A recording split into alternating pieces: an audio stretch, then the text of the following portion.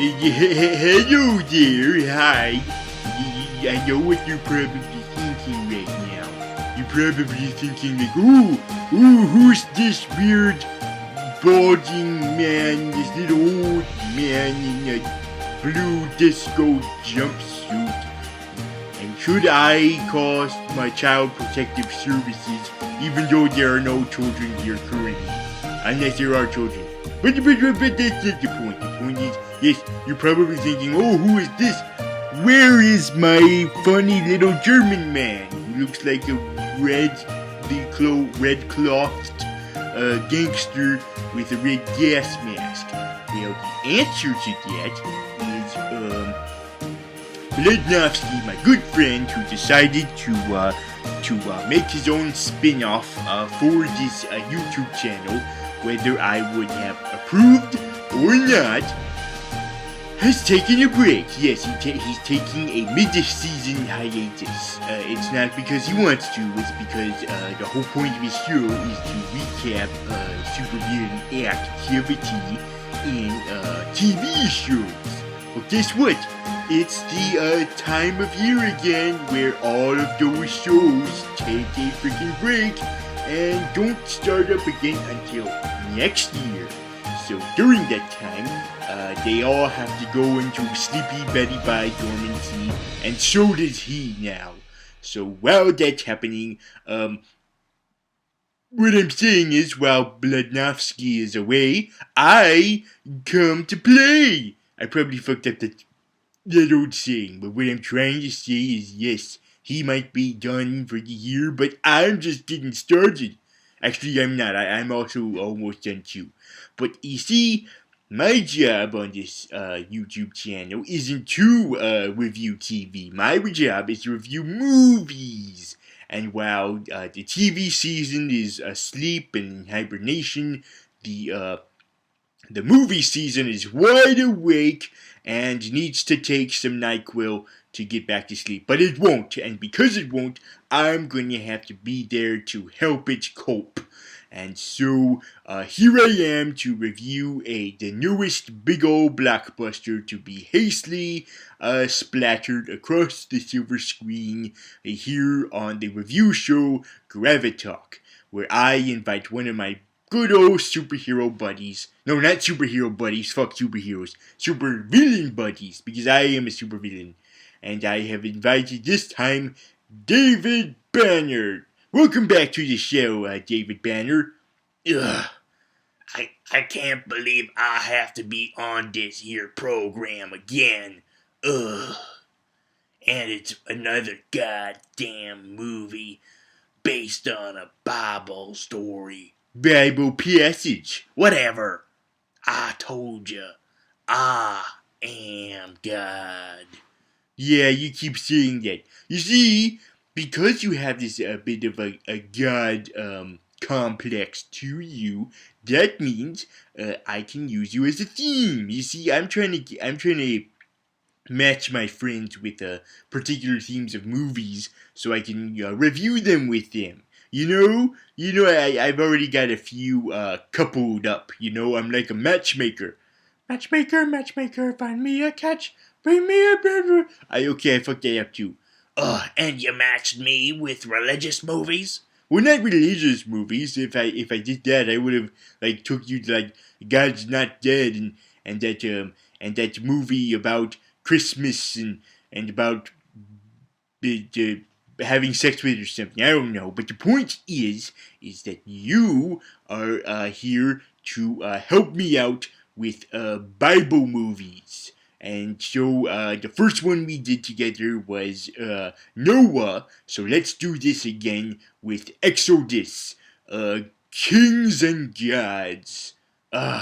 First Noah, now goddamn Moses. Yep, it's Moses' turn to get a big budget adaptation. But the thing is, this movie, instead of being directed by Darren Aronofsky, is directed by a much more experienced movie director. Not to be taking any jab to Darren Aronofsky. This one is is Ridley Scott. Yes, Ridley Scott is the director of this film. Ah, Ridley Scott. He's got a good track record. Aliens, Gladiator, that movie about the lesbians. Well, they weren't necessarily lesbians, but I get what you're saying. Yes, he directed this movie about Moses, and now we shall review it for the audience. So I suppose you're gonna ask me how I think about the picture. Yes, that's exactly what I'm gonna do. Well, this had less of a reason to exist than goddamn Noah. Oh, really? And care to explain, since you're trying to compare it to Noah? Well, how else can I? They're both big budget adaptations of well known Bible stories. You don't see no adaptation of Zacchaeus. Yeah, I don't think anyone would want to watch a movie about a midget. That term is offensive. But what I'm trying to say is that at least with Noah, there was a purpose to all the wackiness that was happening. They wanted to do something goddamn different. Very different. And they did. And they took risks. They decided to make the angels these weird big old rock monsters. One of them voiced by me. Yeah, remember that. You were good in it. Shut up. Oh no, God is killing you. He's punishing you for not liking the Moses movie. Well, I'm not gonna let him get me down. I'm gonna keep going. So anyway, this movie had less of a reason because it took less risks.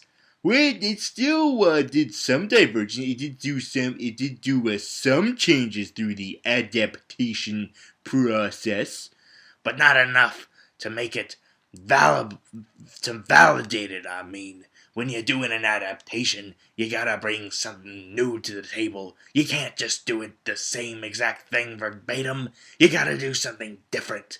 Well, this movie did do something different. But the question is, were those different things different enough to validate the movie's existence? I say no. And I say, let's get into recapping it. Okay, so after several various animations that make you think it's the movie, but it isn't because it's just the logo sequence, we finally get to the film. Yeah, and it cuts right and it skips over the interesting parts. You know, about Moses' Superman-like story, origin story. No, Moses does not have an origin story that's like Superman. It's the other way around. Superman has an origin story that's like Noah's. I mean Moses. Ugh. Sorry, I keep confusing the two. If I ever keep saying Noah during this review, just know that I'm trying to say Moses. Oh, thanks for letting people know how ignorant and stupid you are. Sorry, I have dyslexia. So anyway, Moses, not Noah. This movie cuts to immediately cuts. It skips over the origin. You know, like Absorbing Man just said. I'm not Absorbing Man. Absorbing Man is that big built burly guy who showed up in the first episode of season 2 of Shield. Oh yeah. You're not him. You're just David Banner. Yes. I can't believe I'm getting confused for him now. Well, you should be gay. You should take it as a compliment. He's a very handsome man. Shut up. Okay, so moving on. Yes, this movie skips the well-known origins of Noah. You know, him. You know, God foretelling the prophecy of people.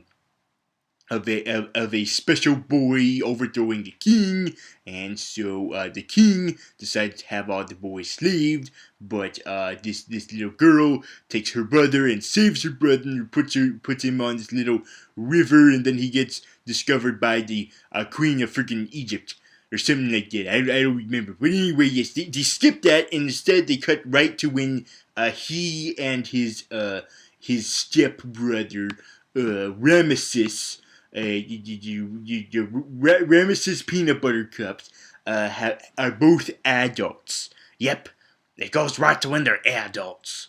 Yes. And that's fine, trying to do it different. Like, just don't rely on the origin story. Just plain show. Just cut to the chase. Just starting with them.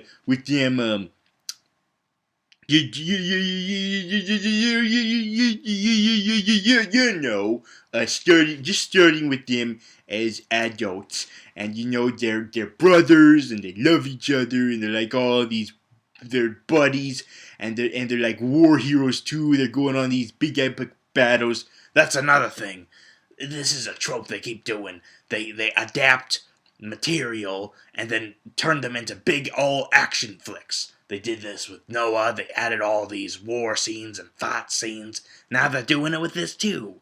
Yeah, what makes it more interesting, it's trying to modernize it for the modern people, and that sometimes that requires making it into a big old blockbuster production. Ah. So anyway, after the big old epic fight that Noah, Moses, goddamn, I'm probably gonna do this whole review, aren't I? Yeah, you're gonna piss off a lot of people confusing the two. Sorry, Moses. Moses. Moses. Moses.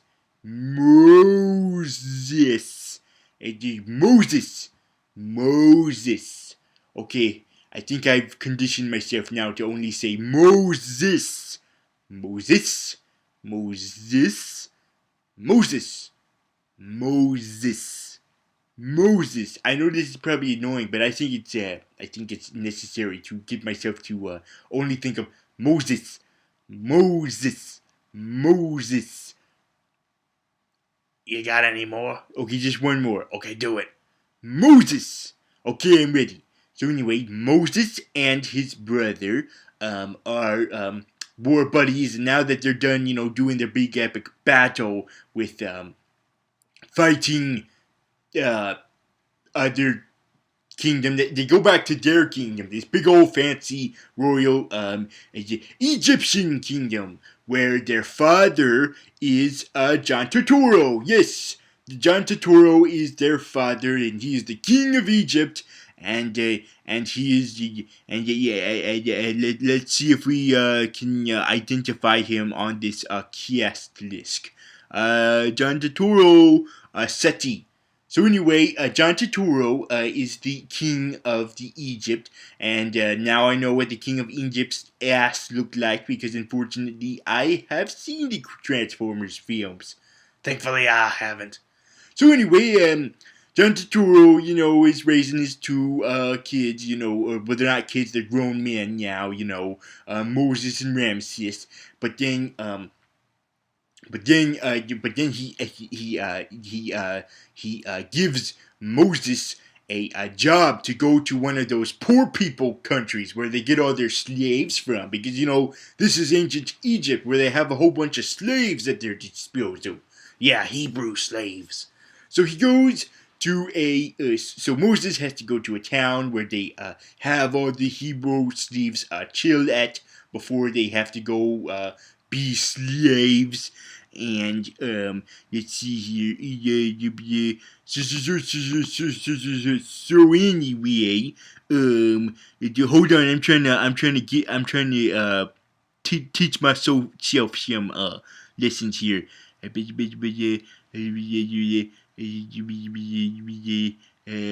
trying to educate myself on Moses while I'm doing this. Shouldn't you have done that earlier?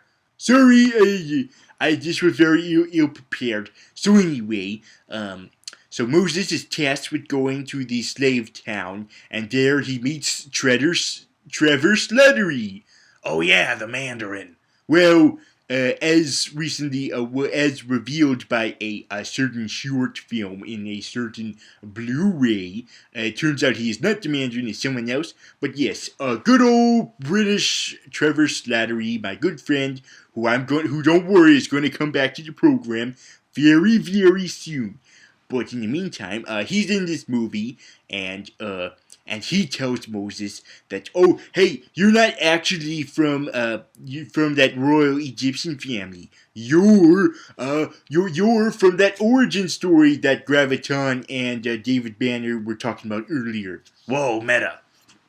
Well, that's not exactly what he said, but you know what I mean. Like, yes, and also they added to the story where, or did they not? I don't know, but yes, the sister becomes a servant for the family, and so as Trevor Slattery is telling Moses, two spies are spying on them, and they tell this weird kooky British fake dreadlocks guy about it, and dreadlocks guy tells Ramesses about it, and Ramesses is like, oh shit. And there's like a rumor, it's like this person told that person who told this. He said, she said, he said, she said.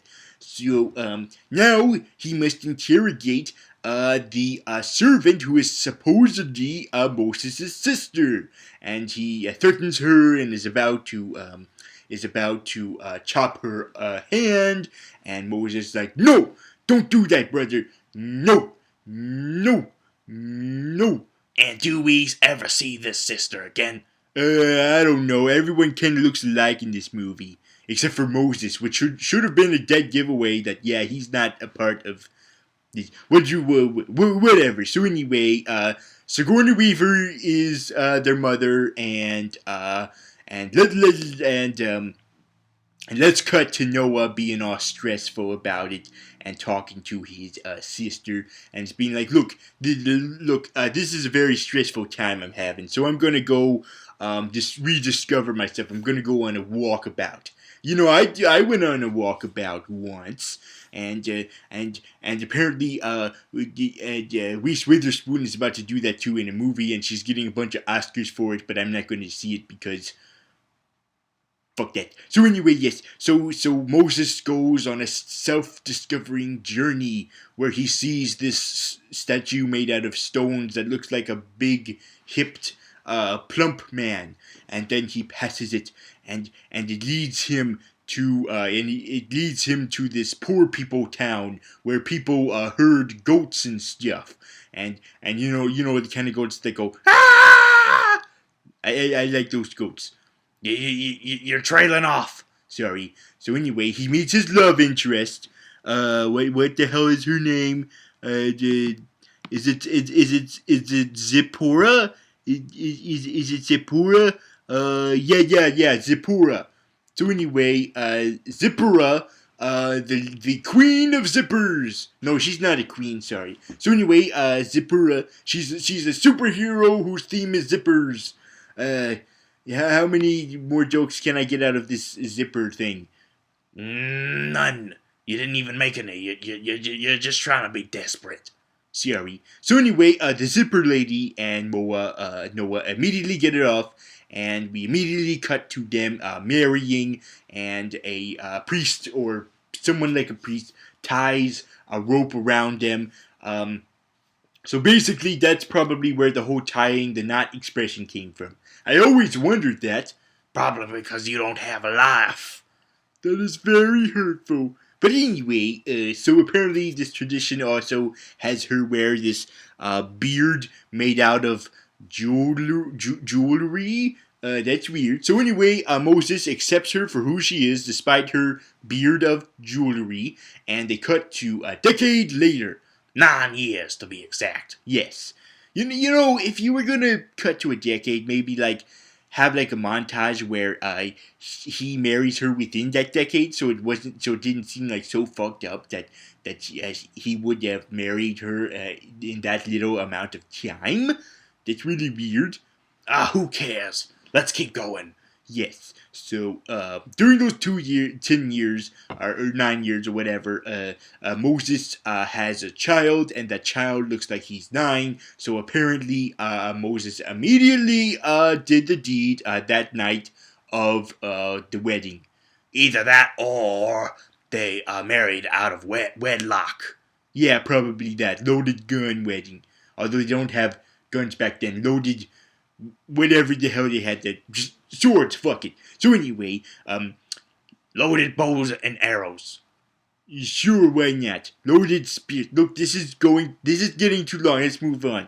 So anyway, hold on, my computer is getting an update, you bastard. I didn't know you could bring your computers here. Yeah, sure, you can do it whenever you want, the next time you come here. I'm never coming here again. We'll see. So anyway, Noah thinks that things are going great. You know, he has a family at this poor place, and you know he doesn't have to remember of his horrible. Well, they weren't really that horrible, actually. You know, royal family, and also John Totoro is dead, and now Ramesses is king of Egypt. Not really showing like much of a difference there. You know what I realized is that they're not really showing much of these characters being that villainous. It's because they're trying to have that angle where there's no definite villain for the movie like they try to do sometimes. Yeah, like with Noah, it was like very clear that Tubal Cain was the bad guy. But this is trying to be like, oh, there are no bad guys. Everyone's trying to be like do it for their own intentions. Well, I guess we're supposed to think that the royal family are the bad guys since, you know, driving slaves and whatnot. Yeah, but they don't really emphasize on how much that's a bad thing. Like, we know it's a bad thing, and it should be a bad thing, but they don't really much treat it like a bad thing. Like, they try to make you care for for the royal Egyptian folk, specifically Ramesses, as much as you care for Noah. And it's alright and stuff, but you know, you gotta take into account. Wait a minute, Ramesses is a slave driver. Why don't you emphasize on that a bit? You know, like be willing to admit that yes, this character is an asshole. But no, they're like, oh, he's the pathetic. Feel sorry for him. They're trying to make it feel sorry for him, trying to get his point of view on the thing. Yeah, but anyway, back to the movie. Back to Noah. He thinks it's all good and stuff, you know, his new family and whatnot. But then he has hallucinations while he's trying to save some of his sheep. They get caught in a landslide. Well, I've been living, children get older. I'm getting older too. What the hell are you trying to do? I am trying to sing the landslide song. We don't have time for that.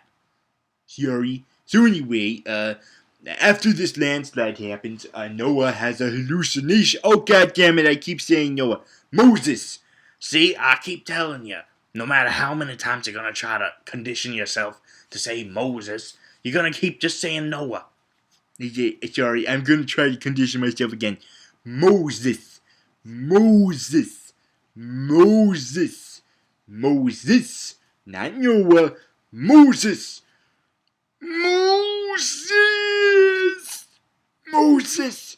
Get into my head. Moses.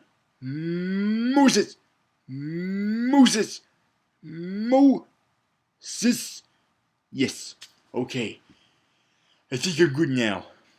The next time you're probably going to say his name, you're just going to say Noah. No, I won't. So Moses has a dream where he sees the burning bush, and at first we're like, oh cool, this is the scene where the burning bush talks to him, and this is how God speaks to him, is through the burning bush.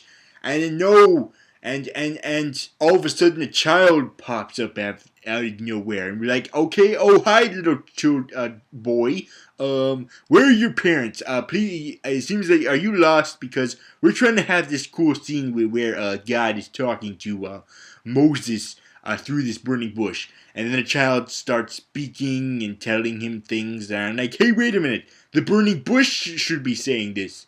Oh, wait a minute, this is God, isn't it? Ugh. Yep, God is a little boy. You know, I know that there's no definite depiction in the Bible of what God looks like, but I'm pretty sure that he doesn't look like a child. It's just artistic license. Yes, artistic license. That's a callback. Whoops, sorry for the noise. You're irresponsible. Shut up. So anyway, yeah, if you're going to make a god have a human form for your movie, I would prefer like the traditional way, where he's like this big old burly man with a white beard and whatnot. Not a little child. Maybe that's Ridley Scott trying to say that that God is nothing but a small child trying to mess up his toys. You might be onto something, because the way he tries to tell Noah to get rid of that no good Egyptian kingdom is by him setting up like a couple of marbles or something. I don't know, some kind of little play toys from Monopoly or something. Anyway, he sets them up into a little pyramid, and then he knocks the pyramid over, and we're like, oh great, symbolism. That's someone else's stick. But it doesn't matter whose stick it is. The point is, yes. So God is speaking to Moses through this little child, this little imaginary child, and then Moses wakes up, and he's all covered in mud and whatnot. But now he knows that he must now save his Hebrew people from the Egyptian assholes, even though they should be more characterized as assholes, because really they put all the meanness and evilness of the Egyptian kingdom into these two characters. One is like this scientist mumbo jumbo guy, and the other is the fake dreadlocks guy, who no longer wears his fake dreadlocks, though it's very hard to identify him now. Let's keep on going. So yes, Noah must now go back to his kingdom, where he is reunited with Ramesses, and he tells Ramesses about, you gotta stop slave driving these people. And Ramesses is like, hey, no. And hey, now there's a good reason to hate these villains. You keep saying that they keep trying to make them sympathetic, but here's a way to make them unsympathetic by having Ramesses continue to slave driving them. Yeah, but they don't really bring home the point, or at least they failed to with me, because I kept getting bored with the movie, like all this talking and not enough doing, and I have attention deficit disorder. God damn it! I need my attention to be focused. Okay, you can't just keep doing this all political talky McTalk things. Well, I guess that's a matter of taste, then. Yeah, I guess so. So anyway, somehow they get to the point where Ramesses is like, no, I'm not gonna let these people go, but you get a free pass. And so, yeah, but that was hard for me to understand, because once again, it's like talking, saying things that are like synonyms with the simpler way of saying things, and loses my attention and whatnot. But then Noah Noah joins. So anyway, Noah warns him that it is kind of hard to recall stuff in the movie now. Yeah, because so goddamn boring. It's too much like the book. Because the reason why we know what we know about this story is because it was simplified to us. Yeah, it was simplified through that DreamWorks movie. The Prince of Egypt. Playing with the big boys now, or something like that. You're playing with the big boys, playing with the big boys, playing with the big boys now. So anyway, now I remember. So Noah joins forces with Trevor Slattery, Jesse Pinkman from Breaking Bad, and Moses' brother. And they train the other Hebrew slaves to be badasses, to defend themselves and whatnot. And somehow they're able to do this under the evil Egyptians' noses. and during this time, Noah is like warning, Ramesses about, hey, if you don't, if you don't give in, like there's gonna be these plagues that will happen, because I'm the messenger guy. I'm gonna warn you about these plagues, and if you keep like having these here Hebrews as your slaves, Sorry, I got a little hillbilly there. I might be influencing ya. Well, congratulations then. Ah, no. So anyway, um, so anyway, oh great, goddammit, I lost my place. But anyway, so Moses, have I been saying Noah again? Yes, you have. Oh god damn it, Moses. It's really hard to focus my mind on Moses, Moses, Moses, not Noah, Moses. So anyway, they do not heed Moses' warning, like in the Bible, that simplified Bible story that we all know, but is made a lot more complicated in this movie, I guess, because it's more complicated in the Bible, I guess. It's very hard to understand the Bible. It's a lot of, like, ye who do this be my slave, see. Yeah, something like that. So anyway, the plagues happen. You got your crocodilios and your and then the fish all have their period. Yeah, because instead of the sea turning red, it's red because of blood from a fish. Yes, all the fish have their period at once, and then come the frogs, and who are like hopping all over the place, having like froggy orgies and whatnot, and then they get all drunk, and then the flies come in and eat the frogs, and it's like this horrible animal orgy that all of the Egyptians have to deal with, and then come the locusts. And then comes the hail, all the works, all the classic plagues, the 10 plagues. I don't remember the 10 of them, but anyway, so anyway, we have this scientist who is like trying to come up with rational explanations for them. He's like the Bill Nye the Science Guy or whatnot. And then he gets hung, so that shows you how Christians view Bill Nye the Science Guy. Let's hang him! I don't think that's completely true, but let's keep going. Yeah, so anyway, after a bunch of hanging, the final plague, after face herpes, of course, everybody gets face herpes after the hail. Oh, hail no. You mean hell no. Oh, sorry. So anyway, after people get face herpes, the final plague is that the firstborn children will die. And they do, thanks to a giant evil shadow that kills all of them, including Ramesses' baby boy. Yes, it transforms Ramesses' little sleeping child. It transforms him into a floppy rubber boy, and he's like all sad, and he's showing it to his wife, and Ramesses says, "Look at this! Look at what God did! He turned my boy into a little rubber mannequin. Oh, God. Oh, no." Yeah, shows how much of a hard ass God is sometimes. Yeah, God doesn't fuck around. It's like if you don't do him what you say, he's gonna slap you in the face or something like that. Good God, I can't believe there's a whole religion about this, about worshiping some guy who slaps people. Well, no, hold on.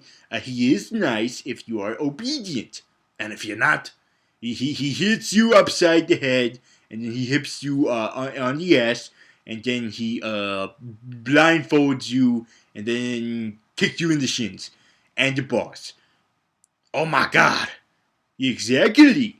So anyway, after that example of God's wrath, but keep in mind, it's a good reason he did that, because he didn't let go of the slaves. Yeah, but you gotta give them more warning. Well, he had Moses do that. So anyway, so now that Ramesses has caved in. He is letting all of the slaves go, and he caves in and he lets Noah like transport them away from the Egyptian city and to the place where Noah's family is at. And so they're going and they're going, but then Ramesses is like, "Fuck it, never mind. I'm gonna get them back." Yeah, that doesn't seem weird that he just took that long to change his mind. Yeah, I guess that's a way of making them look villainous, you know. I do appreciate, them like trying to not paint this as a little bit of gray areas, like Ramesses is just so used to the way of living, he's just so used to having slaves. He doesn't understand the point of change and whatnot, and because of that, he gets punished and whatnot. Well, about him getting punished. No, don't worry, we'll get to that soon. So anyway, he and his men decide to change their minds and go get Noah and all of his Hebrew buddies back, since after they got all released and stuff.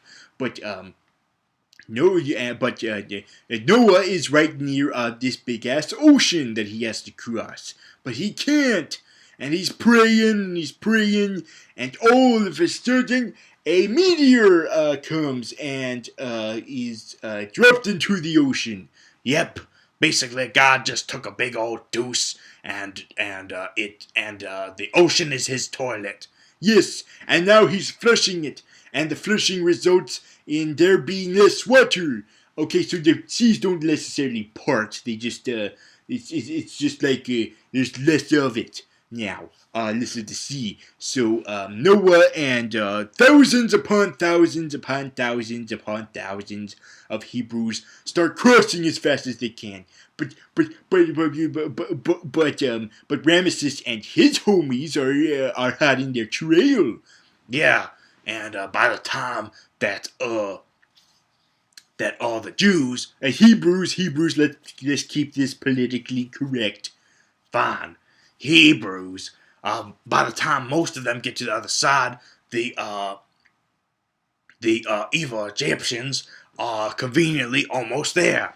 Yeah, and apparently there's enough time for Noah's Noah's lieutenants, his brother and Aaron Paul and whatnot. And there's enough time for them to stand their ground while everyone else is trying to get out of the way of a big ass tidal wave that's coming back to recover the sea. And apparently the reason why the sea parted was because of a tornado now. Wait, I thought it was because of a comet. Apparently it's a tornado. Now, I don't know. God changed his mind on how to do this shit. Maybe it's the toilet flushing, like I said. Oh yeah, it's like that. Yeah, he's trying to get rid of that douche he dropped. So anyway, this conveniently gives Noah, God damn it, Moses, enough time to have one last epic battle with Ramesses. This wasn't nowhere in the original Bible story. Yeah, this was added for tension. But anyway, all of Ramesses' men get sucked up in the tornado to the point where all is left is Moses and Ramesses eye to eye, ready to fight each other. Yes, let's do this. Let's see a fight. Nope. Moses says fuck it and runs away. Oh, god damn it. Yep. And then they both get engulfed in the giant tidal wave, and everyone else, all of the other Hebrews, are out of harm's way. All of their goats and camels are out of the way now. Not this one horse. Okay, well, a horse perished, but all of the Hebrews are a-okay. But where's Moses? Oh, that's right, he survived. Hooray! Yeah, that was weird and ludicrous. Well, it's because, he's God's number one guy. Like Bob from Batman. So anyway, Ramesses apparently is also alive, so maybe that means he's God's number 2 guy? What the hell? Yeah, Ramesses somehow survived that. Well, so did Noah, so I guess it only makes sense. But Ramesses is on the other side, where all of his men are now corpses being eaten by vultures. and so and you feel sorry for Ramesses because like all of his weekend is ruined. There's no way of going back home because the path was destroyed, and he's got a bunch of smuts on his face. Yeah, somehow he survived that. Maybe it's supposed to be like God cursing him. Like, it's not good enough for you to die. You have to be alive to look at all the stuff. Look how big you fucked up. But look, all of your best friends are being eaten by vultures right now. They're being eaten by Binky the Buzzard. I like Binky the Buzzard. Yeah, me too. So anyway, back to the movie. So now that it's all done, Moses brings his thousands and thousands and thousands of Hebrew homies to his family and being like, okay, we're gonna need a whole bunch of new roommates. Psych, we're all going to some place called the Promised Land. It's kind of like Orlando except prehistoric. And you want to come with us? And she's like, okay, even though we never see her again. Yeah, that was weird. So anyway, so they cut to several years in the future where Moses is older, and his Hebrew army is like worshiping a bull. I guess that's a reference to the golden bull in the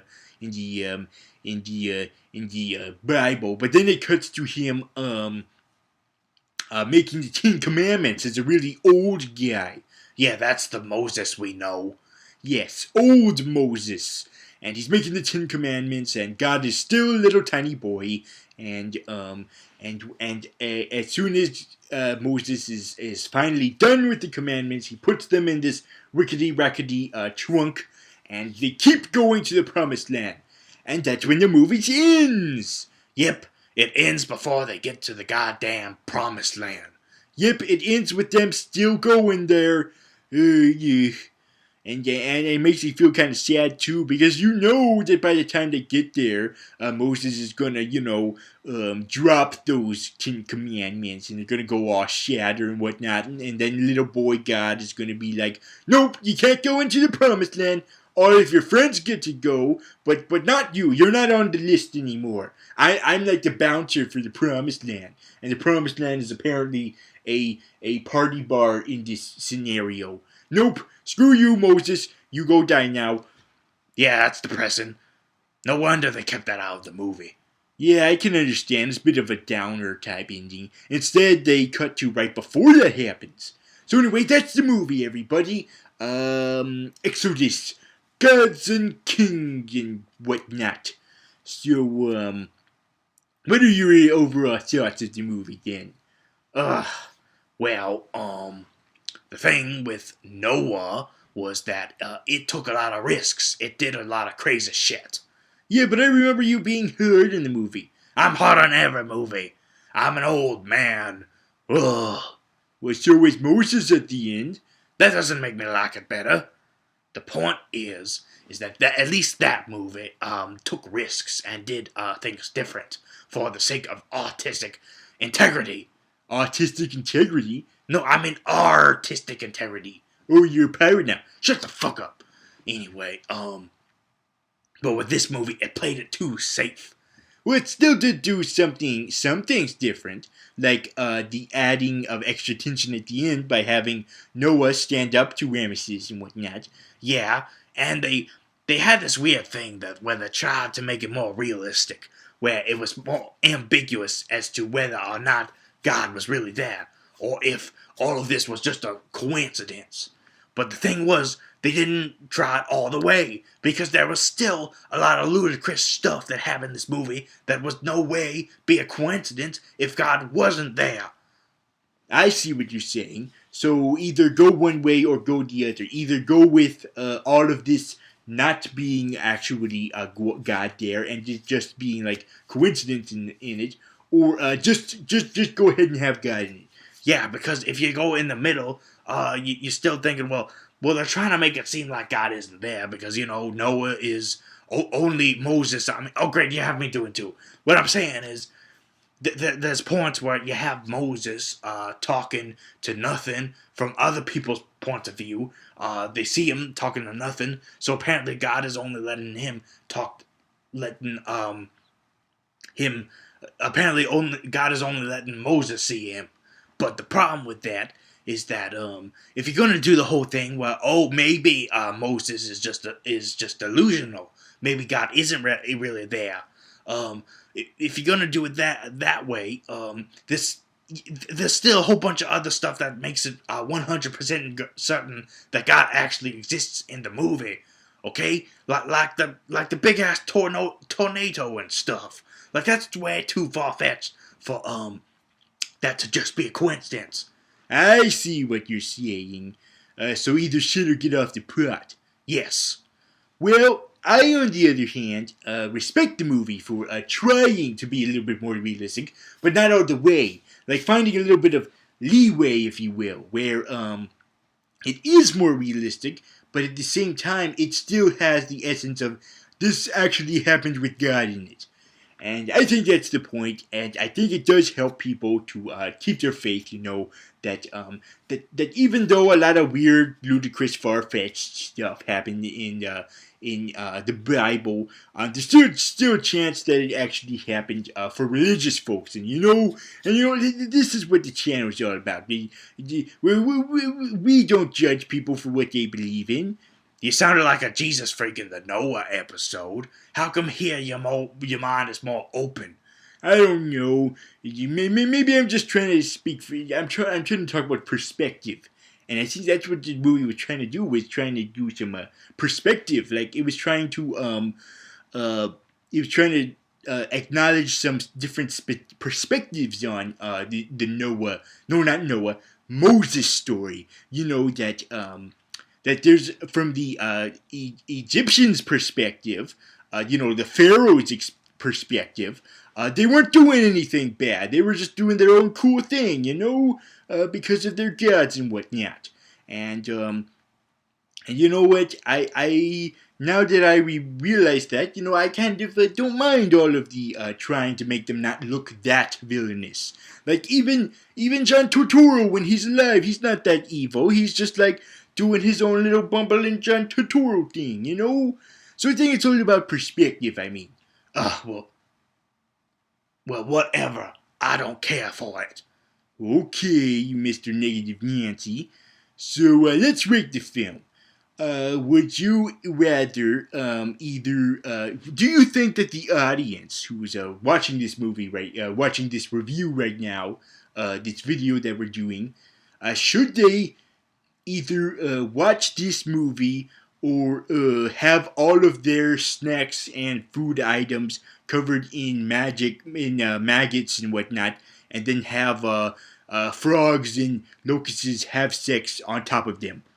I'll go with the frog orgies. Okay. I, on the other hand, would prefer to watch the movie again instead of dealing with frog bug orgies. Sorry, frogs and bugs, you're gonna have to have sex somewhere else.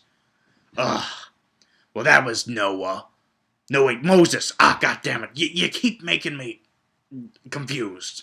Yeah, and it's not even called Moses. It's called Exodus. God and Kings. No, wait. Gods and Kings. Ooh. Whatever. Can I go now? Yes, you can go.